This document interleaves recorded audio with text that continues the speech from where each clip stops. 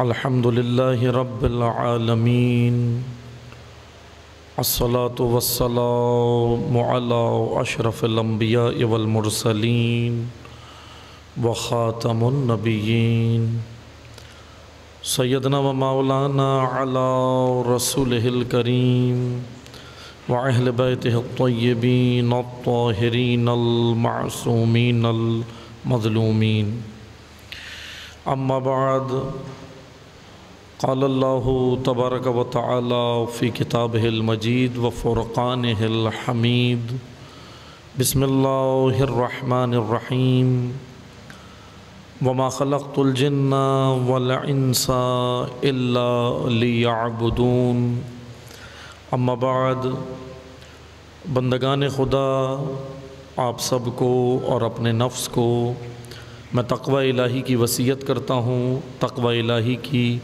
نصیحت کرتا ہوں۔ قرآن کریم نے انسان کی نجات کا نظام تقوی مقرر کیا ہے، اور تقوی قانون زندگی ہے، اصول زندگی ہے، جو اللہ کی جانب سے انسانوں کے لیے، بشر کے لیے مقرر کردہ آئین و کانسٹیٹیوشن ہے۔ گزشتہ جمعے بھی آپ کی خدمت میں ایک حدیث ہم نے عرض کی تھی، اور آج آیہ کریمہ آپ کی خدمت میں تلاوت فرمائی ہے۔ فلسفہ عبادت کے عنوان سے سورہ ذاریات قرآن مجید کا 51 نمبر سورہ ہے، 51، اور اس کی 56ویں آیت 56 آپ کی خدمت میں ابھی ہم نے تلاوت فرمائی۔ معروف آیت ہے کہ جس میں اللہ تعالیٰ کا فرمان ہے کہ وَمَا خَلَقْتُ الْجِنَّ وَالْإِنسَ إِلَّا لِيَعْبُدُونَ، کہ ہم نے جن و انس کو پیدا ہی فقط اپنی عبادت کے لیے کیا ہے، یہ اللہ کا فرمان ہے۔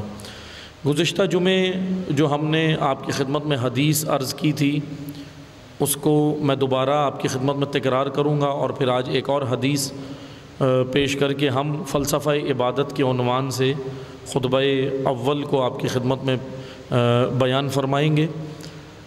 حدیث حضرت امام جعفر صادق علیہ الصلوۃ والسلام کی تھی، اللہم صلی علی محمد وعلی محمد، کہ جس میں امام علیہ السلام نے فرمایا کہ العبودیۃ جوہرۃ کنہھا الربوبیہ، کہ عبودیت، بندگی کی اوج و عروج کو ربوبیت کہتے ہیں، بندگی کی اوج و عروج کو۔ اور گزشتہ جمعے میں نے آپ کی خدمت میں بیان بھی کیا تھا کہ یہاں ربوبیت سے مراد رب نہیں ہے، اللہ نہیں ہے۔ اس حدیث میں ربوبیت سے مراد انسان کا اپنے وجود کے اوپر کنٹرول ہے، وجود پہ کنٹرول ہے، کیونکہ یہ عبادتیں اصل میں انسان کا اپنے نفس پہ کنٹرول ان عبادتوں کا ہدف ہے، ان عبادتوں کا مقصد ہے۔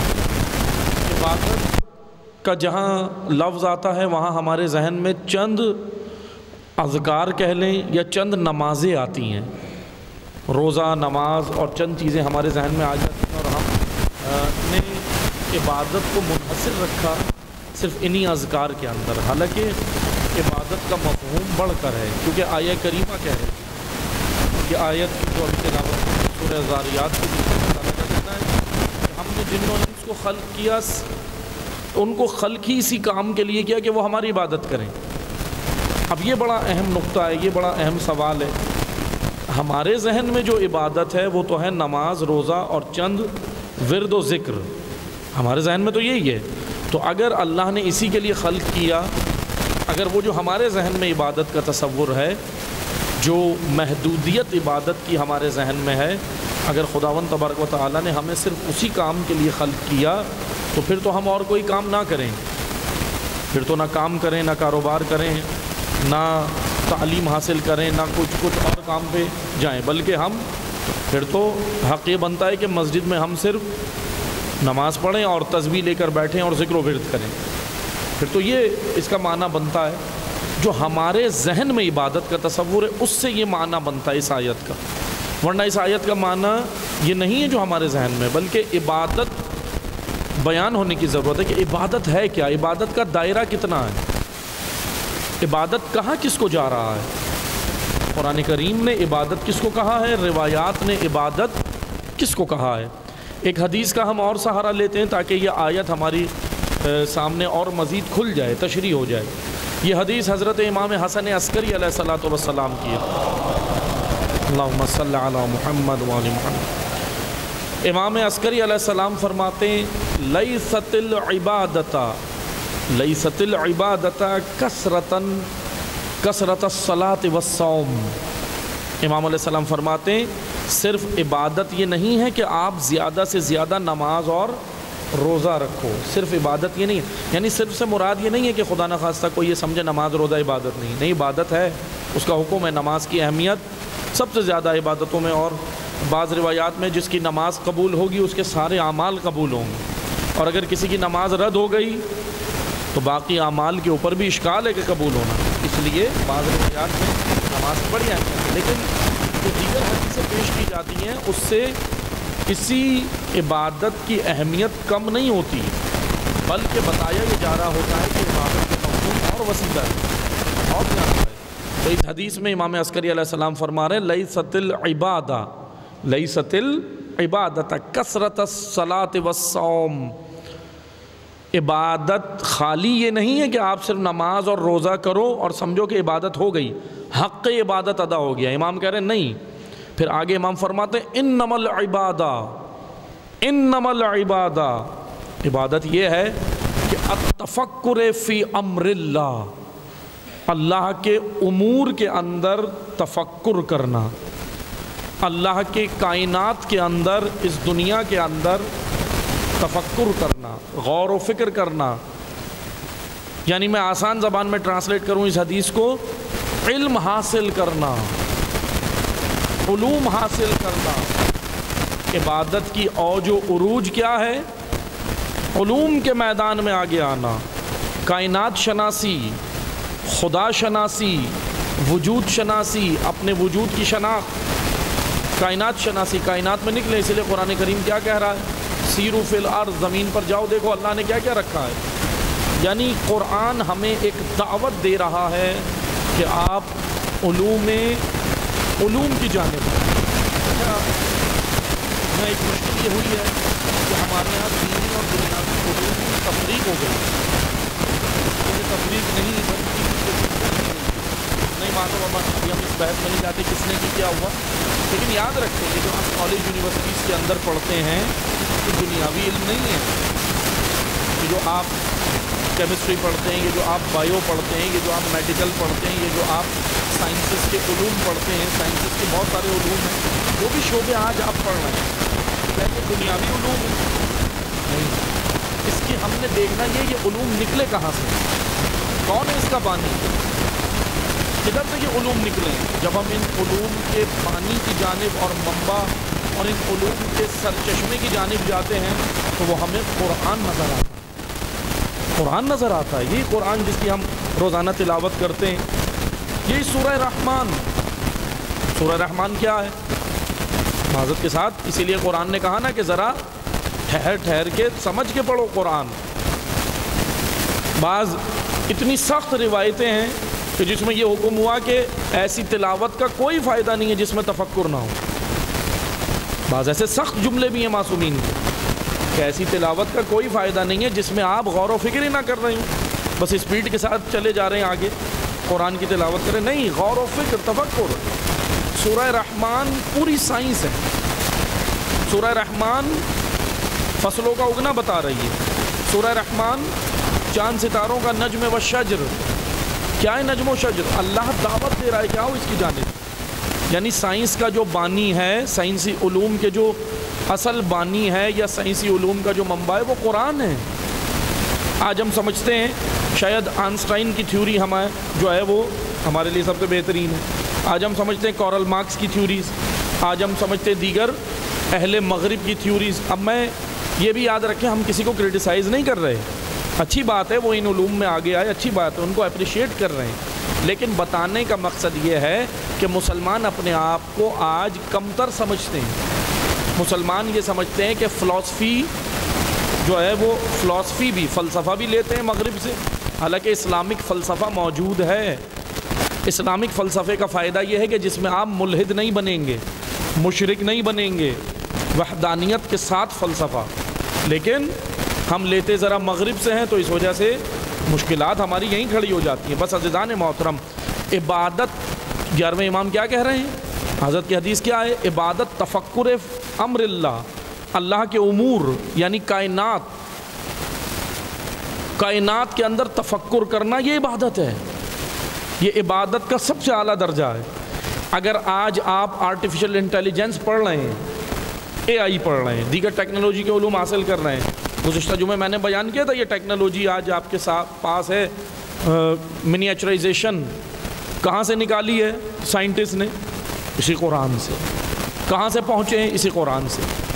یہ جو آج، کیونکہ دیکھیں قرآن کی تفاسیر دو طرح سے ہیں، ایک تفسیر ظاہری ہے، ایک تفسیر باطنی ہے. قرآن کریم کی تفسیر باطنی اہل بیت علیہم السلام ہے، خود بیان کرتا ہے. یعنی جیسے میں آپ کو مثال دیتا ہوں، سورہ رحمان میں آپ نے سب نے سنا ہے مرج البحرین، دو باہم سمندر بہہ رہے ہیں، دو باہم دریا بہہ رہے ہیں. کہاں ہیں یہ دو دریا؟ اب اس کی ہم جب باطنی تفسیر میں جاتے ہیں تو اس کے مصادیق میں سے مصداق حضرت امیر المؤمنین علی ابن ابی طالب علیہ السلام، اللہم صلی علی محمد وعلی، اور حضرت فاطمہ الزہرا سلام اللہ علیہا، اللہم صلی علی محمد وعلی محمد. باطنی تفسیر ان کا وجود مبارک ہے، لیکن ظاہری تفسیر کیا ہے؟ آج مسلمانوں کو بالخصوص تشیع اشد ضرورت ہے قرآن کی ظاہری تفسیر کو سمجھنے کی، کیونکہ اس ظاہری تفسیر سے دنیا کہاں پہنچ گئی، اور معذرت کے ساتھ ہم فرقے بنا کے لڑ رہے ہیں، فرقہ واریت کو ہوا دے رہے ہیں، فرقے بنا کے لڑ رہے ہیں. اسی قرآن سے، معذرت کے ساتھ اسی قرآن سے ہم فرقہ وارانہ جھگڑوں کے لیے آیتیں ڈھونڈتے ہیں. کتنا افسوس کا مقام ہے. قرآن کہہ رہا ہے وَاعْتَصِمُوا بِحَبْلِ اللَّهِ، اللہ کی رسی کو مضبوطی سے تھامو اور آپس میں جھگڑا مت کرو، تفرقہ مت کرو. لیکن ہم کیا کرتے ہیں؟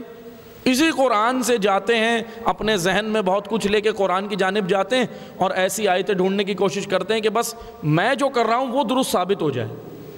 کتنا مشکل کام ہے قرآن سے ڈھونڈنا جو میں کر رہا ہوں وہ قرآن سے ثابت کروں.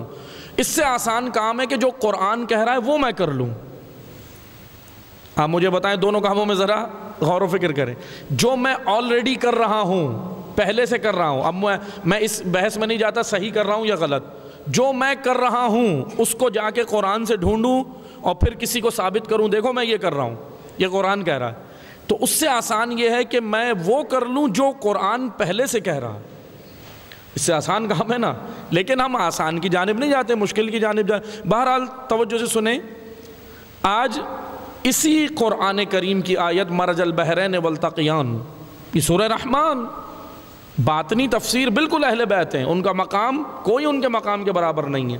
لیکن اس کی ظاہری تفسیر آج ماہرین پہنچ گئے، کہنے لگے یہ دو باہم دریا چل رہے ہیں، دو باہم سمندر چل رہے ہیں. بھائی کہاں ہیں؟ گرم پانی کا ٹھنڈے پانی کا ایک ساتھ چل رہے ہیں. نارتھ امریکہ پہنچ گئے تحقیق کرتے ہوئے، نارتھ امریکہ میں انہیں مل گیا. کہنے لگے اچھا اس کا ذکر کیا تھا قرآن نے. اور نارتھ امریکہ میں جب دیکھا کہ وہ نارتھ امریکہ کی سائڈ پہ دونوں سمندر ایک ساتھ چل رہے ہیں، دو دریا ایک ساتھ بہہ رہے ہیں، دریا یا سمندر جو بھی ایک ساتھ بہہ رہے ہیں، چل رہے ہیں. اب وہاں پہ ریسرچ ہوئی، تحقیق ہوئی، ماہرین نے ریسرچ کی کہ بھائی کیا ہے یہاں پہ. تو پتہ چلا سب سے زیادہ مچھلیوں کا شکار بھی وہیں ہوتا ہے، آبی جانور بھی اچھے لذیذ وہیں ملتے ہیں. بہت ساری وہاں پہ اللہ تعالیٰ نے نعمتیں رکھیں. اشارہ کیا تھا کہ اے انسان جاؤ، دو دریا بہہ رہے ہیں، دیکھو اسے جا کے، اس زمین پہ بھی بہہ رہے ہیں. وہ جنت کا مقام تو الگ ہے، وہاں جو آپ کو نعمتیں ملیں گی وہ ابھی آپ کے ذہن میں نہیں آ سکتی. ذہن چھوٹا ہے، نعمتیں بڑی ہیں، ذہن محدود ہے، نعمتیں وسیع ہیں. لیکن اس دنیا میں بھی ہم نے تمہیں بہت کچھ دیا ہے، جاؤ جا کر دیکھو. انسان گیا، انسان. اچھا اللہ نے ایک شرط یہ رکھی ہے قرآن میں، اولی الالباب، جو غور و فکر کرے گا وہ. کلمہ گو شرط نہیں رکھی کہ جو کلمہ پڑھتا ہوگا وہی ڈھونڈے گا، نہیں. اللہ نے کہا صاحبان عقل، اولی الالباب، ان آیتوں میں غور و فکر کریں گے، جائیں گے. چلے گئے ماہرین نارتھ امریکہ، چلے گئے، ڈھونڈ لیا بھائی سب نے. کیا ڈھونڈا؟ اسی آیت سے مرج البحرین، دو ایک ساتھ چل رہے ہیں، آپس میں باہم ملتے نہیں ہیں، ایک ساتھ بہہ رہے ہیں، نعمتیں اللہ کی. گئے جا کر ڈھونڈا تو پتہ چلا کہ اس سمندر میں جانتے کیا ہوتا ہے وہاں سے. ان کے بقول میں بتا رہا ہوں، ماہرین نے کہا کہ بھائی یہ جو آپ ساتھ چل رہے ہیں نا دو دریا، اس کے دونوں کے دو پانی جب آپس میں رگڑتے ہیں، اب سائنس آ گئی یہاں پہ، سائنس اپنا چیز بیان کہہ رہی ہے یہ جو دو پانی، گرم اور ٹھنڈا پانی، کہہ رہے جب یہ دونوں آپس میں چل رہے ہیں نا، یہ جو لیئر چل رہی ہے، پٹی چل رہی ہے، یہ آپس میں جب چل رہے ہیں تو اس کے رگڑنے سے ہوا پیدا ہو رہی ہے، اس کے رگڑنے سے آکسیجن ہوا پیدا ہو رہی ہے۔ کہا پھر یہ ہوا کرتی کیا ہے؟ کہا یہ یہاں سے اٹھ کے یورپ کے ساحلوں پہ جاتی ہے، یہ تحقیق ہے سائنسدانوں کی، یہاں سے یہ ہوا دو دریا جو بہہ رہے ہیں ان کے رگڑنے سے بنتی ہے اور یورپ کے ساحلوں پہ جاتی ہے۔ پھر یہ ماہرین کا کہنا ہے کہ اگر یہ ہوا وہاں سے نہ اٹھے اور یورپ کے ساحل پہ نہ آئے تو پورا یورپ بغیر آکسیجن کے مر جائے گا۔ بر اعظم یورپ، کانٹیننٹل یورپ کے اوپر کوئی آدمی زندہ نہیں رہ سکتا اگر وہ دو دریا آپس میں چل کے ہوا پیدا نہ کریں، آکسیجن پیدا نہ کریں۔ فَبِأَيِّ آلَاءِ رَبِّكُمَا تُكَذِّبَانِ، تم اپنے رب کی کون کون سی نعمت کو جھٹلاؤ؟ یہ ہے تمہارا رب، اس نے تمہیں بہت کچھ دیا ہے۔ التفکر فی امر اللہ، امام عسکری کہہ رہے ہیں جاؤ غور و فکر کرو اللہ کے امور میں، کیونکہ جب تم اللہ کے امور میں غور و فکر کرو گے تو اللہ سے نزدیک ہوں گے۔ یہ ہے عبادت، امام کہہ رہے ہیں افضل ترین عبادت۔ اسی لیے تو دیکھیں نا روایتوں میں کیا ذکر ہوا، روایتوں میں ذکر ہوا ایک عالم اور ایک عابد۔ جب معصومین سے پوچھا جاتا تھا عالم اور عابد میں مقام کس کا ہے، تو امام نے کہا عابد کی 1000 رکعتیں ایک فقی جو غور و فکر کرتا ہے۔ لفظ فقی اس کے ذرا معنی بیان ہونے چاہیے۔ دیکھیں فہم اور فقہ میں فرق ہے، فہم کہتے ہیں ظاہر کو سمجھنا اور فقی کہتے ہیں ظاہر سے باطن تک جانا۔ روایات میں، معانی الاخبار میں، دیگر روایتوں میں کہ ایک فقی جو ایک روایت کے اندر غور و فکر کر کے اس سے مطالب دینیہ زمان و عصر کے مطابق نکال کر لوگوں کو دیتا ہے، ایک عابد کی 1000 رکعتوں سے افضل کام، ایک عابد کی 1000 رکعتوں سے افضل کام، وہ جو غور و فکر کر رہا ہے علوم کے میدان میں آگے۔ آج ایز اے قوم، ایز اے نیشن پاکستانی کیا حل ہے؟ یہ جو آج آپ کو جتنے جاہلانہ کام نظر آ رہے ہیں اس کا حل کیا ہے؟ ایجوکیشن، تعلیم، ایجوکیٹ کرنا۔ میں یہاں یہ فرق بیان کر کے خطبہ دوم کی جانب جاؤں گا، توجہ سنیں۔ دینی اور دنیاوی تعلیم میں کوئی ڈفرنس نہیں ہے۔ جب آئیں میں آپ کو حدیث سنا دیتا ہوں تاکہ حدیث سے واضح ہو جائے کہ دنیاوی تعلیم کیا ہوتی ہے اور دینی کیا ہوتی ہے۔ حضرت امام محمد باقر علیہ الصلاۃ والسلام، اللہم صلی علی محمد وعلی محمد، امام پنج اصول کافی میں فرماتے ہیں طالب علموں کے 3 گروہ ہیں۔ طالب علم اسٹوڈنٹس، اچھا یہ یاد رکھیں، چاہے وہ اب یہ اسٹوڈنٹ میں تفریق نہیں ہے، مدرسے کے اسٹوڈنٹس کی بات نہیں ہو رہی، خالی کالج، یونیورسٹی، جو آپ جس شعبے میں ہیں، جس فیلڈ میں، سب اسٹوڈنٹ کی امام باقر علیہ السلام بات کر رہے ہیں۔ امام کہہ رہے ہیں طالب علموں کے 3 گروہ ہیں۔ ایک وہ ہے جو مال کے لیے پڑھتا ہے، دنیاوی مال کے لیے، مال جمع کرنے کے لیے پڑھتا ہے، صرف اس کا فوکس ہے مثلا اسکوپ، کہ اس میں کتنا اسکوپ ہے۔ اسکوپ کا معنی کیا ہے کہ بھئی اس کے اندر مجھے کیا ڈیسگنیشن ملے گا، کتنا ہوگا۔ اچھا اب اس کا معنی یہ نہیں ہے کہ آپ اسکوپ نہ دیکھیں، اسکوپ دیکھیں، لیکن ذرا میں وضاحت کر رہا ہوں حدیث کی امام کیا کہنا چاہ رہے ہیں۔ امام کہہ رہے ہیں ان کا ہدف، یہ اسٹوڈنٹس کا وہ گروہ ہے جن کا ہدف صرف یہی ہے کہ وہ بس ذہن میں مال ہی رکھتے ہیں، ہدف علم ان کے ذہن میں نہیں ہوتا، بس وہ یہ اسی لیے پڑھتے ہیں، اپنے وجود کی ترقی کے لیے نہیں پڑھتے، اپنے قوم کی ترقی کے لیے نہیں پڑھتے، اپنے ملک کی تہذیب و تمدن کی ترقی کے لیے نہیں پڑھتے، وہ اپنی ذات کے لیے پڑھتے ہیں، یعنی مفاد پرست ہے یہ گروہ جو اپنے لیے پڑھتا ہے بس۔ امام کہہ رہے ہیں طالب علموں کے 3 گروہ ہیں، ایک جو مال کے لیے پڑھتا ہے، دوسرا جو اپنی شخصیت بنانے کے لیے پڑھتا ہے، صرف پرسنالٹی بناتا ہے، صرف اس کا فوکس ہوتا ہے پرسنالٹی، شخصیت، اور امام نے کہا تیسرا گروہ ان طلاب کا، ان اسٹوڈنٹس کا ہے جو فقط اللہ کی خاطر پڑھتے ہیں، للہ، یہ عبادت اللہ کی خاطر پڑھتے ہیں، یعنی جن کا ہدف ہوتا ہے اپنی قوم کی، اپنی نسل کی، اپنے بچوں کی، ان کی تربیت کرنا، ان کو ان علوم سے مستفید کرنا، اور خود سب سے پہلے تو خود اس علم سے مزین اپنے وجود کو کرنا، با عمل بننا.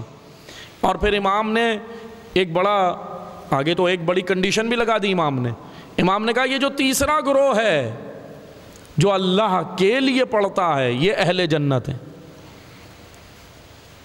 اب راوی نے آگے سوال بھی نہیں کیا اور امام نے بتایا بھی نہیں ان دو گروہوں کا کیا ہوتا تو میں آپ کو بتا دیتا.